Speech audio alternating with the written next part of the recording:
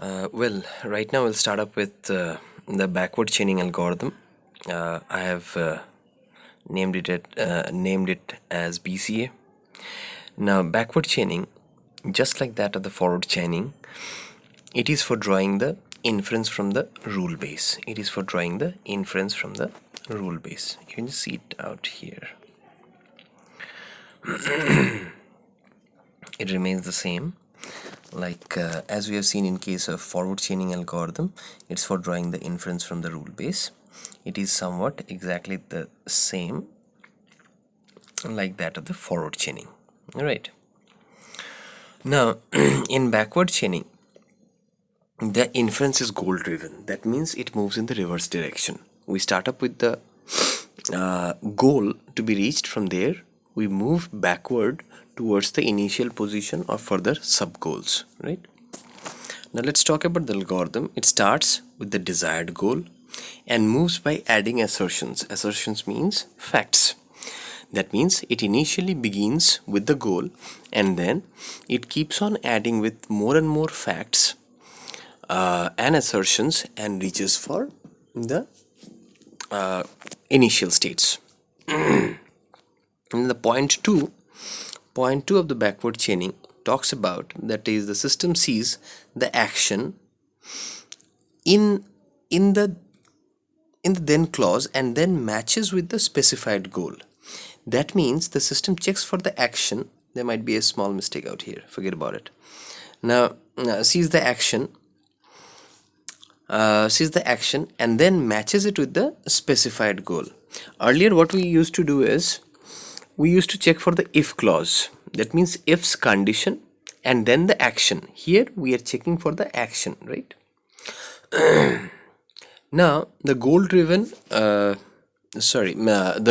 methodology is somewhat similar to that of the forward chaining.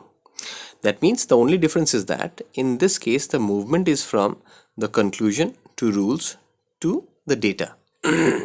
Earlier what we used to have was from data to rules and then to conclusion. In the data part, let's say for this example we are having a equal to 1, b equal to 2, exactly similar to that of the forward chaining. If a equal to 1, b equal to 2, then c equal to 3. These are some of the assertions, right? If c equal to 3, then d equal to 4, and then the conclusion is d equal to 4. Now here in this case we'll be starting with d equal to 4 and we'll be checking for the then conditions out here. Then we'll be going for the flow of the process. In this case the flow of the process is somewhat in the reverse direction. That means it goes from the backward side to the initial state. Let's check for the problem. Now in the backward chaining we are given with a rule base that contains the following set of rules. Rule number 1 is if AC then F, if it is AE then G, if it is B then E, if it is G then D. Now what we have to prove, the same thing is out there. If A and B is true, then D is true, right? Now for this backward chaining I haven't gone through the exact process that has been given in the slides, which is already there with you, or I can again provide it if you want it. We'll be solving this in a much more understandable manner, right? So we are having 4 set of rules with an if condition and then its true values. That means the action. If A and C, then the action is that, then it is F. If it is A, then it is G. If it is B, then it is E. If it is G, then it is D. Now to prove that if A and B is true, then D is true. Now since it is backward chaining, in this case we will not be starting up with A and B, we will be starting up with D, right? So again in our database, or that means in our knowledge base, initially we are having what? Now since it is a backward chaining, we'll be keeping D out here. So we have kept the D out here. Now we'll be naming this as the given data or the added knowledge. Since it is initial, that means at the initial state, so we are having only one data out here, that is the D. How we are getting this D? We are getting this D because our movement will be from rule 4 towards rule 1, as it is shown via this arrow. We'll be moving from rule 4, 3, 2 and 1, right? So initially we are having this. After the first iteration, what we are getting is we are getting an an addition of G out here. Now G is added by rule 4. Why? Now see one thing out here. What is there in our initial knowledge base? We are having D. That means this is the initial value that has been provided to us. Since it is backward chaining, we'll be moving from rule 4. So in rule 4 itself, we are getting what? Now we are getting the D out here. For D, we are having an if condition of G. Earlier what we used to do is we used to check for this part in relation to what has been given in the if, and we used to add the then condition in the knowledge base. In this case, what we are doing is we are seeing for this D, and the D's if condition is added into this part. So after the first iteration, what we got is we got a D and G is added by rule 4. Right? Now what we are having D and G out here. Now since, and this first iteration continues further. Now what we are having is we will be looking for D as well as G. So D has already been checked. Now we'll be checking for G. Are we having any G out here? Yes, we are having G out here in rule number 2. That means if it is A and E, then G is true. So since we are having G in the knowledge base, we'll be picking up A and E while moving from 4 to 1 via 3 and 2. First knowledge increment was made by use of rule 4 and the second one via rule 2, and next we reached for rule 1. From rule 1 we are not getting anything, so first iteration is over. So in first iteration we have added G by rule 4, and then A and E is added by rule 2. For this G, we are adding A and E into our knowledge base, right? So in the first iteration itself, first we have added G, and then we have added A and E at one shot by the use of rule number 2, as you have seen above. Now after the second iteration,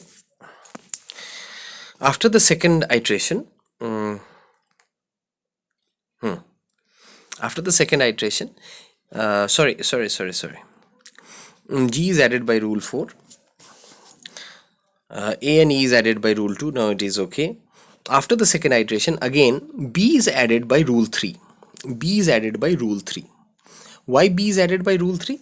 Now because after the first iteration, in the first iteration itself, it's all okay. After the first iteration itself, we are having A and E out here. Now we are moving for the second iteration. Again, the second iteration will start from rule 4 itself, right? So before I start up with the fourth iteration, with the rule number 4 in the second iteration, what we are going to see here is what are the things that I'm having after the first iteration? D, G, A and E. Now D, G, A and E is there. So since we'll be moving up, already we have used what are the rules that has been used? Rule number 2 and rule number 4. So we are left up with 1 and 3, right? We are left up with 1 and 3.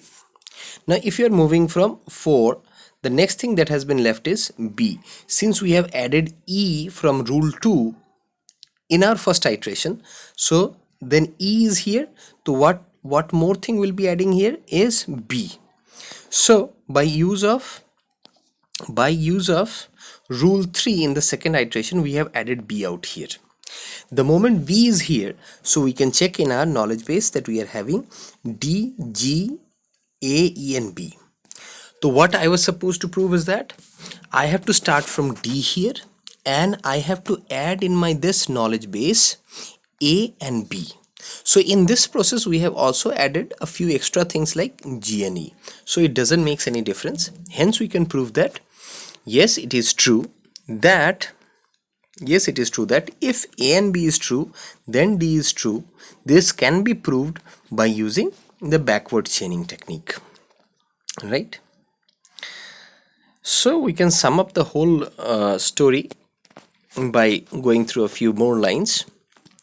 Now move backwards. What you're supposed to do is you have to move backwards from the goal side on the right. Right means the right hand side, as I have shown you before. Just have a look. We are moving on the right hand side. That means from this side we are moving, right? From this side we are moving upwards. From this side we are moving upwards. So move backwards from the goal side on the right.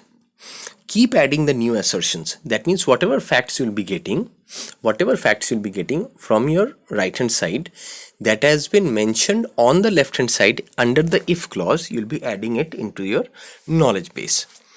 Now stop when both the entities of the LHS has been added in the new knowledge. What is this? LHS means my left hand side. What is there in my left hand side? In my left hand side I am having A and B. If A and B is true, then D is true. So I am starting up with D and I have to add in my knowledge base A and B. So I have to keep on iterating this until I can get A and B in my knowledge list and in my knowledge base. And there may be situations when it is not possible to get both A and B. If I am unable to get both A and B, that means that I cannot prove by backward chaining that if A and B is true, then D is true. This thing cannot be proved. So this whole thing can be summed up here. Now there is one more catch out here. The catch is that there is no need for which rule to pick the decision, right? For this, there is no need for which rule to pick decision, except for the condition that if the backward chaining could not be proved by using the rule set that has been provided. So it is very simple. Backward chaining as well as forward chaining, these both things are almost similar. The only thing is that the movement through the rules while going for the iterations, as many iterations as it is needed, right? So it is only dependent on the movement. One more thing I would like to discuss out here is that in both forward as well as in backward chaining, if in the first iteration 1, 2, 3, 4 or any number of rules that are being used or being utilized, that rule will not be used in the second iteration or in the third iteration or any further iterations, right? So you can mark those rules which has been used once, they cannot be used further.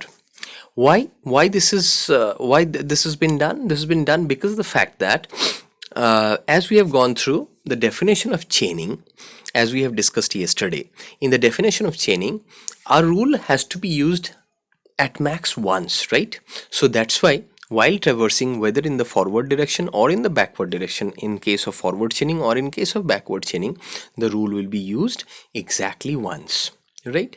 So if your iterations are over and all the rules has been touched and still you could not get in your knowledge base all the essential entities, whether it is on your LHS or on your RHS, if it is not there, you have to say that the assertion that has been given to you could not be proved. So in our further lecture, we'll be going through the next part. Thank you.